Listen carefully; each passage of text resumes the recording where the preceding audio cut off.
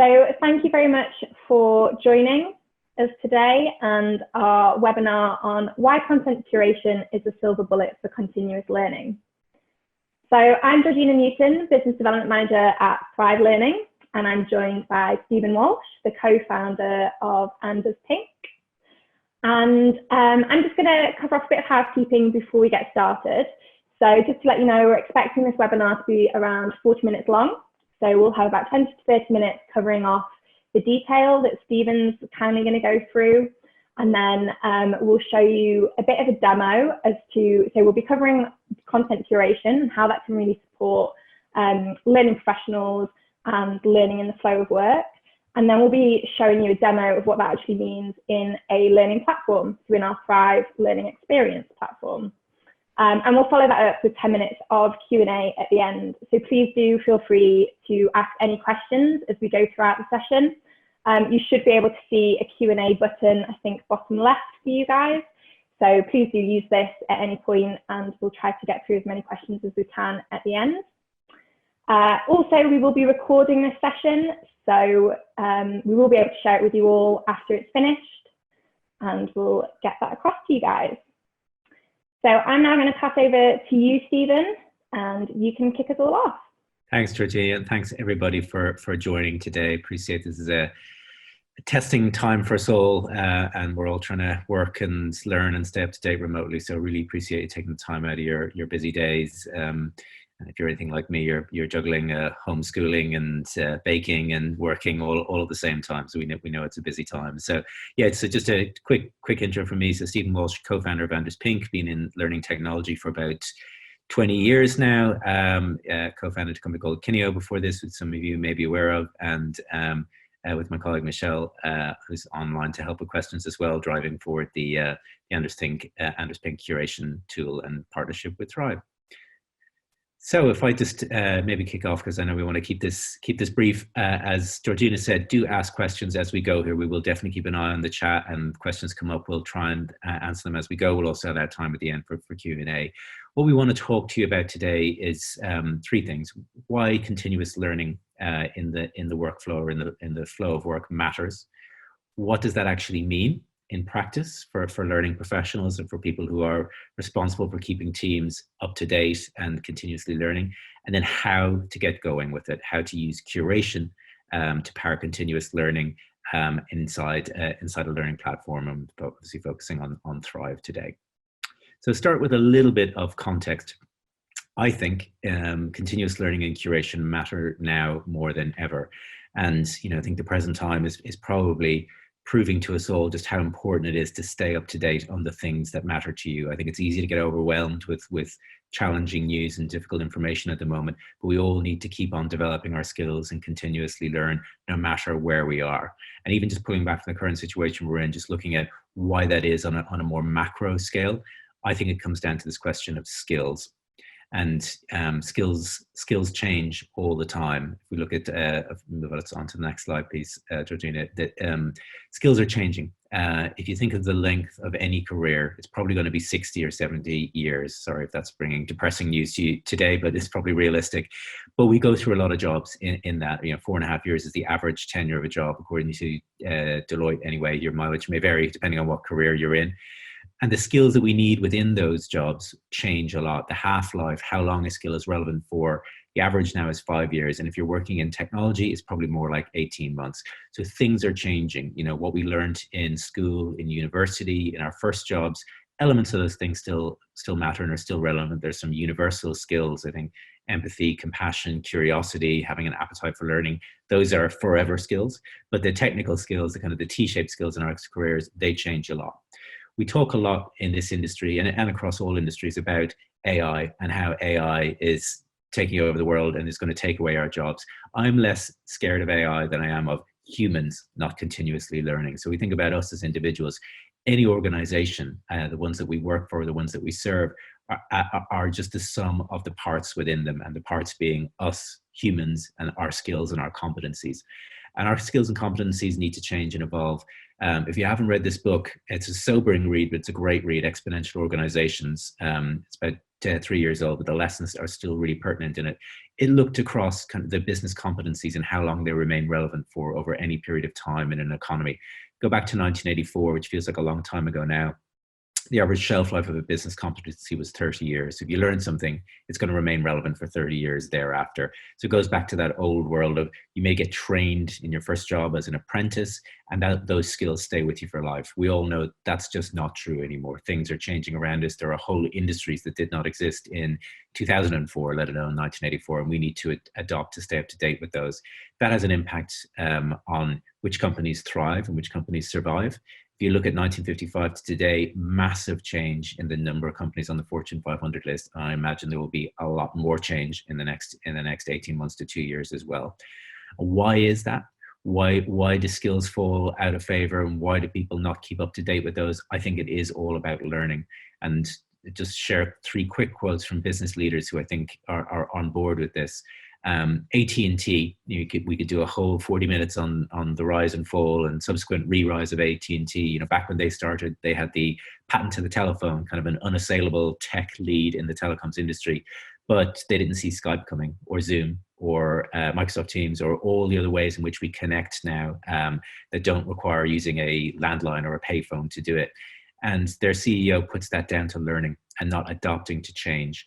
And he sent out this edict to the whole company saying, if we don't all spend 5 to 10 weeks staying on top of the fire hose of new information, we'll be in decline in 3 years. What's interesting, I think, about that is he's not saying, I want you all to go off and do courses 5 to 10 hours a week. It's stay on top of information. New things come through every day in every industry. It's about how we stay on top of those. And Satya Nadella at Microsoft and Eric Schmidt, ex-chairman at Google, echo that in kind of similar ways. Even though those companies might compete a lot, I think they're very much aligned on the importance of this learnability skill. So how do we hire people who are learn-it-alls and not know-it-alls, as Satya Nadella says, and learnability being the key skill at Google. We hunt for learning animals. It's not about what you learned, it's about how you will adapt, change, and continue to learn. And I think now more than ever, that's a really important lesson for us all. And we're all learning how to work remotely, learn remotely, stay effective, even if we're separated physically from our team members. I think that's a real good case in point of adapting to change rapidly and staying up to date. And I doubt many people have done a course in remote learning in the last week. You're taking tips from the internet, you're taking tips from friends, you're reading quick articles. And that's what continuous learning for us is all about. So just unpack that phrase, continuous learning, staying up to date all the time, using the information that's relevant to you. So sounds straightforward, sounds intuitive. So what's so hard about it? Well, I think there's a couple of things that make continuous learning a challenge from the learning and development perspective. One of those challenges is common to, I think, any learning approach that we have facing us in organizations: time and budget, the two things that kind of never go away as obstacles and challenges to us. We want to keep people up to date, but your organization may have 10,000 people in it and 55 different teams in different regions and geographies, and they all want different things. Well, staying up to date means different things to each and every one of us. It's not just one size fits all. If you're centrally managing an L&D function, that's hard, because you can't serve each and every one of them as individuals. You don't have the time or budget to make courses or find content for every one of those. There's just too much content out there. And even though people want it, they say 94% of people, according to LinkedIn, would stay at their company if the company invested more in their career. The number one thing holding them back is they don't feel they have time. So we don't have time as L&D professionals. Learners don't have time to go into long, formal, episodic courses. So we need to address the time and budget issue. Also, when you look for this content, and we're going to focus today on, when we say curation, we're looking externally for content. So what's out on the web, what's out in the public domain that we can bring in and use to help stay people up to date. That activity of going out and looking for relevant content, even though there's loads of great free stuff out there, it's still very time consuming. There's 3 million, somewhere between 3 and 10 million blog posts, depending on who you believe, published every day. That's a lot of content to keep an eye on. Now, people want it. People want to stay up to date with external content. There's a few stats here from Towards Maturity and IDC kind of supporting that. When they're asked, 60% of learners say we learn more from external resources than we do from courses, and we find external web links more useful than we find e-learning. But it takes a lot of time to find that stuff. And that if you Google for something, you get 100 million results, or you're flicking madly through your Twitter, your LinkedIn feed, looking for useful information. There's a lot of what's commonly called signal to noise in there. So we waste a lot of time looking for that content. So there's a challenge to us then as learning professionals. Well, how do we make that easier? And how do we make sure we give people what they want? So if we look at what people actually want, coming on to the next slide, they want access to content. They want access to relevant content. But as I said, there's a lot of it out there. This is from a guy called Mark Schaefer, who writes a lot about marketing. And he's just made this point, which I think we probably all feel on a daily basis. Content shock, meaning there's just more content out there than we can ever hope to stay up with. There's just more content published than we could, even if we spent 24 hours a day trying to read every post that's put out on a blog post, or every podcast, or every video. We'll never get to it all. So in some ways, we just need to relax about that and figure out we don't need to read it all. And that would be a complete waste of our time. What we need to do instead is think about how do we control access to this. So to kind of complement what Mark Schaefer says, Clay Shirky, who's a great writer about all things, content related, and echo chambers and filter bubbles, if you've heard those phrases of late. He says, yes, it does feel like information overload when you type sales tips into Google and you get 180 million results. But a better way of saying is it's filter failure. We're letting too much of the wrong stuff come at us, kind of uncontrolled in all the channels that we have. That's bad for us as people. There's a lot written about the psychological effect of feeling overwhelmed by content, particularly at the moment. But it also means that there may be really good quality content, but it gets lost. It gets lost in the mix because there's too much poor quality content coming through. So we have a quality and quantity issue that we need to address for ourselves, first and foremost, as learners, but also for our teams and for our organizations. Now, there's definitely an appetite for doing this. If we move on, I can just share a little bit about that. But I wanted to check your appetite first. So we might put the Q&A into practice here with a quick poll question. So I wanted to ask you, take off your L&D hats and just think about yourselves as individuals. How do you stay on top of information? And where are your go-to sources for continuously learning, staying up to date on what's happening? And you may say this is classic digital learning territory, but we've prepared a multiple choice question for you to help you think about this. So do you go to your LMS, your learning platform, to stay up to date on what's happening? Do you use professional networks like Twitter, LinkedIn, or inside your organization, Slack or Microsoft Teams? Do you Google it? Do you follow blogs? Do you do all of these things, or you do something else? So maybe just give a moment for people to just type in their answers into the Q&A, or actually, sorry, maybe better into the chat functionality, because then we can see them faster, and just get a sense of where you are on that. So 1, 2, 3, 4, and 5. So yeah, some answers coming in. We'll give it a moment before we can quickly do some mental math to see what the pattern is. I'm already laughing at one of the responses. Okay, so that's really helpful. So pretty even distribution. So most people saying they use one or more of these methods. Cluster there, I'm seeing, Georgina, around 2, 3, and 4.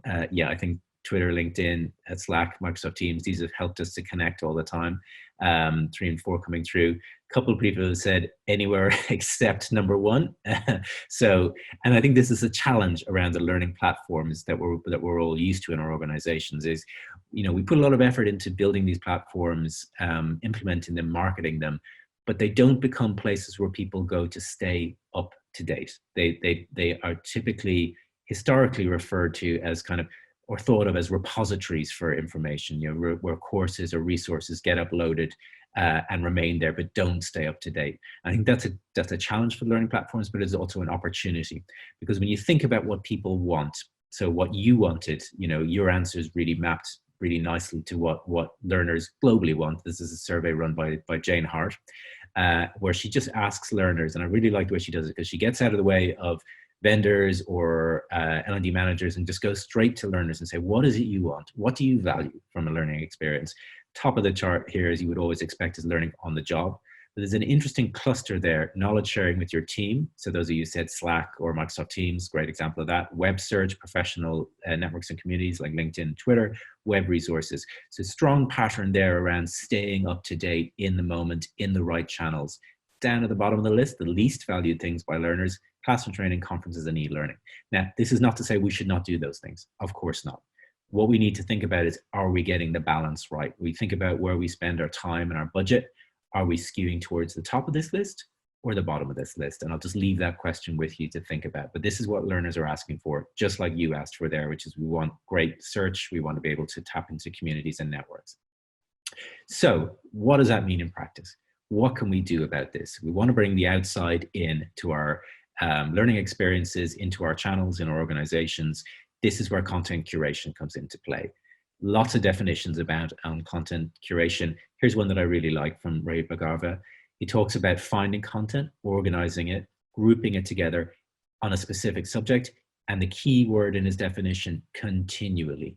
It's something you need to do on a really regular basis. You don't just curate once and let it sit there for 3 or 6 months, or the content will be out of date and you'll have missed something new. So you need to get into that cycle. So I want to just quickly, in the last part here, break down that definition into 3 practical steps. So what can you do? 3 steps, and I think if there's 3 words you want to take away from today, 4 words, I'll include thrive as the 4th word, but the 3 words on this slide from the framework by Harold Jarkey, who's a great thinker on this whole subject: seek, sense, share. Those are the 3 steps to curating content to help you and to help your team stay up to date. So let's just dive into those for a moment. What does seek mean? Well, seek means finding content, obviously enough, finding relevant, useful, timely, quality content for your audience. This means you're not just saying to your learners, hey, do you want to stay up to date? Well, go to Google, go to Twitter, go to LinkedIn. If you do that, I think you're missing an opportunity, because you're asking them to step into that content shock zone when you can do something for them to organize that content. So like any learning intervention, you want to start by asking some questions. Who is it you are seeking content for? What's your use case? Is it your sales team you want to prioritize? Is it your leadership team, your technical teams? Once you figured out who you want to start with, what is it that they want to stay up to date on? So ask them. Right now, I expect there's a big demand. We know there is a big demand because we're receiving it, and there's people saying, I need tips on remote working. I need tips on managing change. I need tips on managing remote teams. There's a demand for those things. So once you know what that demand is, you can then be, to paraphrase what somebody else has said here, is you can be a content concierge. So think of that kind of hotel lobby concierge who says, whatever it is you want, I will get it for you. I will bring it to you.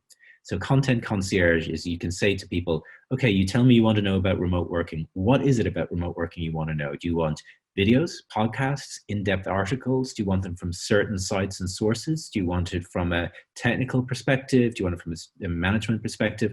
You can ask those questions to start formulating the seek element of what you're doing. And then the critical step is, once you know who you're searching for and what you want to bring them, use tools. Don't just try and go and browse this content yourself, or you'll get that content shock. This is what tools like Anders Pink and Thrive coming together allow you to do. We have algorithms that will do the heavy lifting of seeking for you, bring that content in. Once you've got that content, you then get into sense making. So sense making merely means make sure you understand the content, make sure it makes sense to you. So you read it, listen to it, view it, whatever format it might be in, and ask yourself, is this good? You know, is this relevant? Why does this matter? And who would this help? And this is where machine learning, to using algorithms to seek content, and humans making sense of the content come together. You know, machines and algorithms can help to aggregate content, but only humans can make sense of content. Only humans can spot patterns and make connections and decide this is really relevant for us right now. So you ask questions, you know, you share a piece of content and say, I just saw our competitors did X. What should we do about that? So you start a conversation, get people involved in making sense of content together, building what's called collective intelligence, and building that culture where people are using content, adding their thoughts to it, and building a knowledge base over time. So it's that sense making is an innately human and team activity. And the final step in seek, sense, share is share. So obviously enough, that means putting it in places where people can get it and get value from it. So go where the eyeballs are, to borrow the phrase from the marketing world. Is you want to make, if you're going to go to the trouble of seeking really relevant content and making sense of it and adding your thoughts to it, you want people to find it, and you need to think, where is that? Where is that in my organization? And that may be more than one place. So this is where it's a great opportunity for the learning platform to be a home for this, a hub for continuous learning. But it might not stop at the learning platform. You know, many of you said, I use Slack, we use Microsoft Teams, or we use CRMs. Put it in there as well.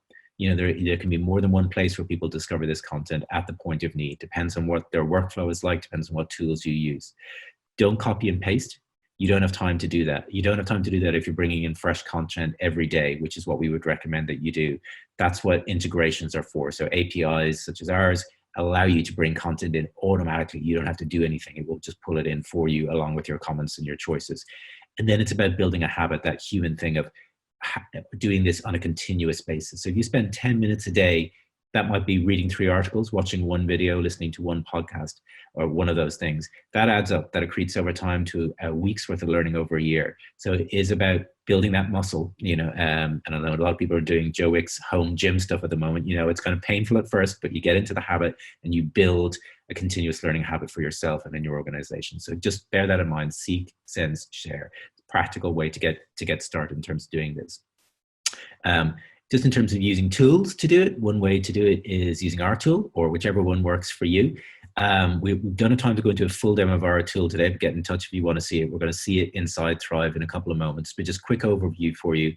So what we enable you to do is get that control. You can curate content on any topic. So you simply say, I am interested in whatever the subject might be. It might be cybersecurity, it might be remote working, it might be resilience, whatever it is.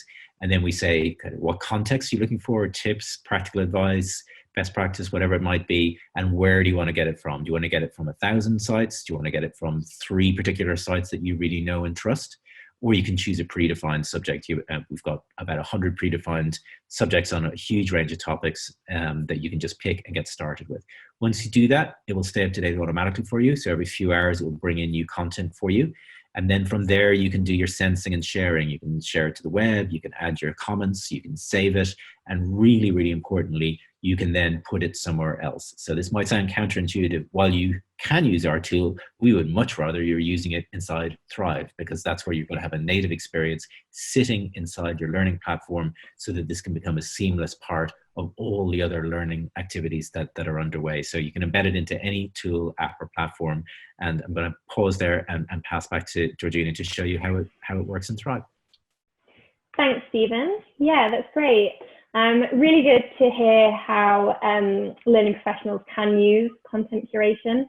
I really liked the seek, sense, and share analogy there. So thank you very much, Stephen. So I'm now going to share the Thrive LXP with everyone. So hopefully you can all see this okay.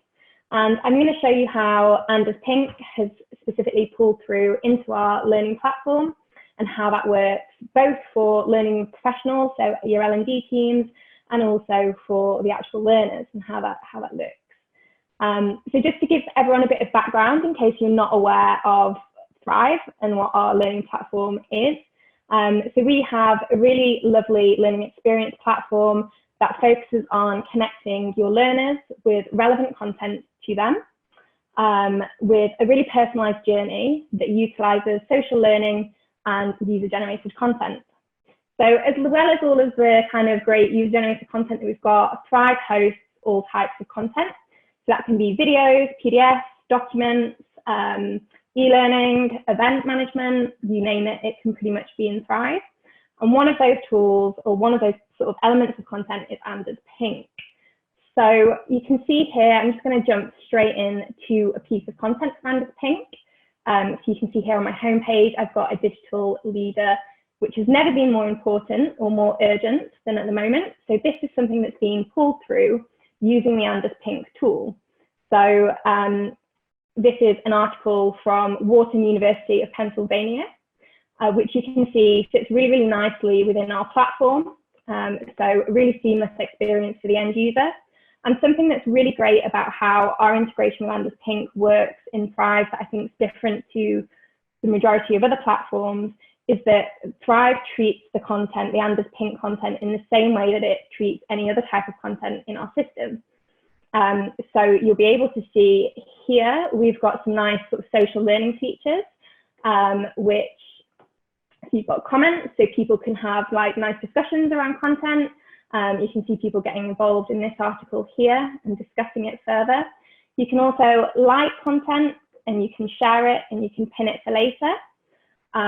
So it's just a really nice experience for the end user. Something else that you can also do in our platform is actually search for content to find what you need. So as an example, searching for innovation. And this will show me a number of sort of items of content, including Anders Pink. So it's really nice that all of the content pulled through from Anders Pink is searchable. It can be found really easily if people want to go out and find that themselves. So this is sort of our search area here. And then I'm just going to show you, going back to our homepage, how actually So as Stephen mentioned, a lot of the content that's pulled through from Anders Pink, there is lots and lots of content that sits within that.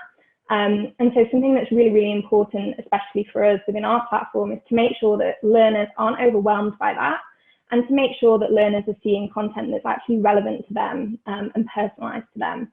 So just to show you how that works in Thrive, you can see here we have a section which is just for me. So this is recommended content to me based on my interests, my skills, and actually my behavior. So we use some machine learning as well. So you can see, as I've said, that I'm interested in leadership and I'm interested in news and what's going on in the world. So I'm seeing a lot of content here on leadership and also some news items. So around coronavirus, which is obviously very relevant at the moment.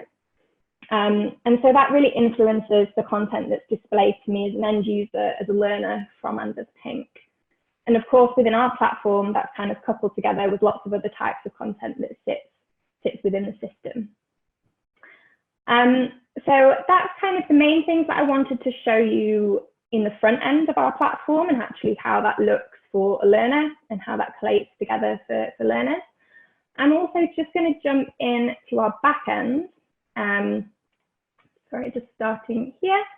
So this is the admin panel for Thrive and for our LXP. So I really just also want to show you how easy it is to utilize Anders Pink as an admin, or as the L&D person sort of running the system. So you can see here on the left-hand side, we've got our content panel, which includes an auto curation tab. So this currently shows me all the current tasks, so the current feeds that we've got sitting within Thrive.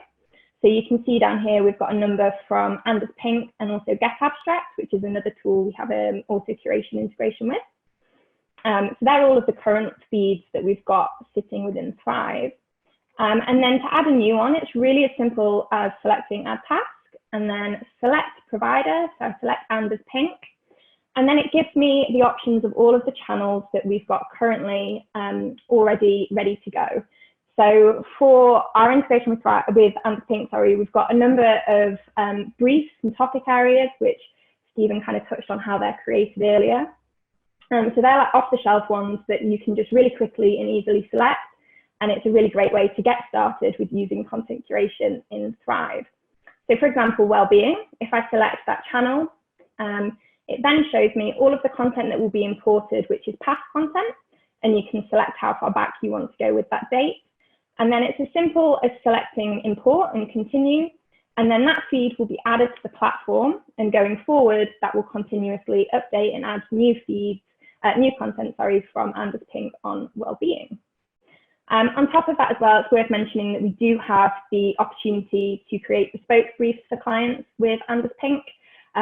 So we can completely create something unique for different clients depending on what they need. An example of that, we're just working with Staffline at the moment, which are a recruitment company, and we're actually going to be building a recruitment feed for them so that they've got something very specific for their organisation. So yeah, both sort of off the shelf and bespoke is very possible and very, very easy to do. So I think that's everything I wanted to show everyone in Thrive and our LXP. So I'm now going to jump just quickly back to the slides. It's really, we just want to now go into the Q&A section. So I know we've got a number of questions that have been asked throughout. So I'm just going to start off with one that we've got here. Okay, so I'm an L&D manager. How do I get started with content curation? So Stephen, I think this is probably a good one for you to take. Yeah, I mean, I think it is a great question. I think it's always about being practical and choosing, going back to those couple of first points in the kind of the seek step is, well, who is the right audience to start with, and what kind of content do they need? In fact, in true Blue Peter style, we prepared a few starting points that might be interesting for people to have a look at. Yeah, thanks for bringing that up. So I think one great place to start is to think about what programs, be they courses, blended programs, short piece of training you have in place in your organization, and thinking about how could you complement those. So as I was saying earlier, we were by no means saying switch off your courses or don't do formal learning. Of course, you have to do that to build people's skills and competencies, but maybe thinking about the top few that you have and how you might complement those. So if you've got a great program on leadership, you could probably very easily, create a feed of content on leadership during challenging times or leadership when managing a remote team. That content is going to be really relevant right now. Pretty easy, as you just saw from Georgina's example there, to create that in Thrive or wherever you want to do it and drop it alongside whatever your formal program is. So I think you breathe a little bit more life into programs when you do that. Definitely we're thinking about that. We see a lot of use cases for sales and leadership teams. Sales seems kind of a natural place to start because they're typically outward looking. They want to know what's happening in the industry or the sector that I'm in. What are my clients doing? Are they merging, acquiring, expanding? What are my competitors doing? So they have kind of a natural hunger for external content that they can then use to advance sales conversations. So they're a really good audience to start with. Likewise, leadership teams. Leadership teams, we find they're normally very hungry for any new information, but they're also quite discerning. And I noticed somebody else asked in the chat earlier about making sure you choose the right quality sources, and you're absolutely right. You don't want to say to your leadership team, here's 1,000 articles. They don't have time and they won't thank you for that. If you say, here are 5 really good ones that we have selected because they're high quality, relevant, from great sources, that's the kind of thing I think that really helps leadership teams. So think about those teams as well.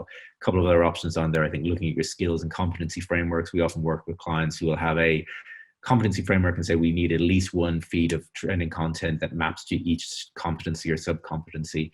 And then also thinking about how you serve niche audiences as well. So you may have smaller audiences in your organization who you wouldn't have the time and the budget to create or commission original content for. You can create a feed of content, as you've seen, pretty easily for them as well, mostly driving engagement and enhancing social and content offer. So those are some places to start, but I would just say, go back to the need in the organization, think about who to start with, build a use case with them, and then expand from there. Sounds good, thank you. Okay, so we're getting a few questions through. If anyone else does have more questions, please do just pop it on the Q&A or the chat. Okay, so the next one, what topics does Anders Pink cover? I think that's one for you, Stephen. Yeah, absolutely anything that you want to. So it's completely user driven. So you can create a feed of content, what we call a briefing, on any topic you want to. We would probably have, through our users, we have about 50,000 topics that are being created, and they're pretty diverse. And these could be, personal interests of yours. Doesn't have to be work related. We do see some patterns, and they kind of map to what we're looking at here. We see a lot around sales, marketing, leadership, technology, personal development. And to address that, one thing that we've done recently is we've made kind of what we call bundles of briefings. So these are preset briefings that we've made that are kind of the best of those topics, about 100 of those. So you can just choose those and start immediately with those. So you don't even have to make the briefing. You can say, I like the look of this one about AI or this one about recruitment, and just use it and then change it if you want to. So you can make them on anything, but you can start really simple with any number of the 100 plus pre-made ones that we've made, but completely up to you. You've got complete control over the topics. Great. Okay, and the next one. So what topics are available in Thrive? So I'll take that one. So we've got, as you may have seen on the feed that I just showed in the platform, we've got a number of off-the-shelf topics already available. So those range from like innovation, well-being, leadership, news items as well. And we're going to be growing that list as well, so adding some new ones to it. And then, as I mentioned, we will be creating some bespoke ones for clients as well. So yeah, quite a wide range. Okay, next question. So does Thrive integrate with any other auto-curation tools? Good question.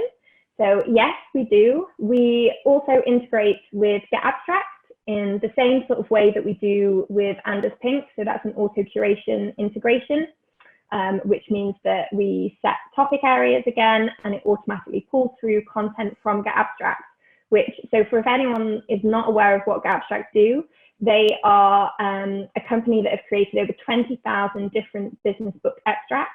So pulling them into quick 10-minute takeaways. So you only need to read that 10-minute takeaway to get a full understanding of the book.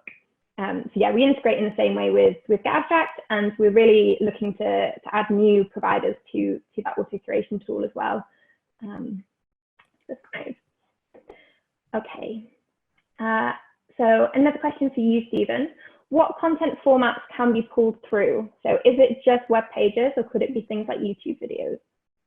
Yeah, anything that's available on the web. So it can be, obviously, as you showed in the example, it can be a blog post from any website, but it can also be a YouTube channel. So a lot of people add YouTube channels as a source, or it can be podcasts, animations, long form articles, downloadable reports, any of the above, as long as it's publicly available on the web. So we focus on content that's out there that you could get to if you were just Googling for it as well. So as long as you can include a link, or as long as you can link to it, you can include it in Anders Pink. Yeah, so no restrictions on that front at all. Great. And following on nicely, could you give us some examples of the websites that Anders Pink collects content from? Yeah, so there's a couple of things that we do on our sides to help ensure kind of quality and relevance. By default, we kind of top slice the web, and we look at 6,000 very business focused sites, because the majority of use cases of Anders Pink are in a business context. So that will include top sites on leadership, sales, marketing, technology, HR, and learning. About 6,000 of those in total. So if you don't make any edits when you're creating a briefing on Anders Pink, will automatically filter to those. You can switch that off and go much broader if you want to. So that's just a step that we take to help to narrow things down. But we also have sublists as well. So top sites for leadership, HR, technology, you can say, I just want to see it from those. There's about 150 sites in each of those lists as well. So we do a lot on our side to assure quality from the get-go by putting in those filters. But we also have clients who will say to us, I'm working in semiconductors, I'm working in pharmaceuticals. There's 10 sites that are really relevant for our industry. I only want to see content from those. And you can do that. You can just specify these sites and no others, and it will effectively just whitelist your feed to just those sites as well. So we set up some preset filters, but you can also make your own as well and narrow it down whatever way you want to. Great. Okay. And another question we have here. So are you seeing people blend their ILT, in-house content and curated content into learning paths and journeys? So I can definitely answer that from a Thrive perspective, and the answer is yes, absolutely. So we have a sort of pathway functionality within Thrive where you can pull together lots of different content for the end user into a defined journey. And yeah, we're really seeing a combination of blended pathways. So utilizing content pulled through from like Anders Pink, the curated content element, as well as in-house content and all sorts of things. Also things like events and questions and just really pulling that together into blended journeys. Anything from you on that, Stephen? Yeah, I mean, I would just echo that. I think you guys are doing a great job in terms of your integration and bringing it into pathways. And we see that a lot across the industry as well. This whole idea of skills pathways and skills journeys has emerged over the past couple of years as a way of thinking beyond kind of course-based approaches to learning. And we see people dropping content into that. We see people allow learners to say, these are the skills that I wish to develop. And then they get a blended feed of content, which may be some courses, but curated content and activities within it as well. So absolutely solid yes to that. Yeah. Great. Okay. Another question. So how often does the content refresh in the platform? So again, I can answer that from a Thrive perspective, and it refreshes every day, so very regularly, which just really helps to ensure that the stream of kind of content is just constantly new, relevant, and updated. I don't know if you've got anything to add to that as well, Stephen? Yeah. So really important for integration is you can specify how quickly or how slowly you want it to update. Some people don't want it to update every day. They want to slow it down a little bit, which it may sound counterintuitive, but I can also get, you don't want people to have FOMO if they didn't log in yesterday and they've missed something new. But yeah, so you can change it to update on any refresh rate that you want to. Great, cool. Okay, and another question for you, Stephen. What's next for Anders Pink? Big old roadmap. I could do an hour on that on its own, but I'll give you the 30-second version. So a couple of things at the top of our list. more integrations. You know, a big part of what we do is how we plug into platforms like Thrive. So we're doing more and more of that. And the core of the tool, languages, has been a big thing for us. So we have lots of clients who are looking for content, not only in English, but in multiple languages as well.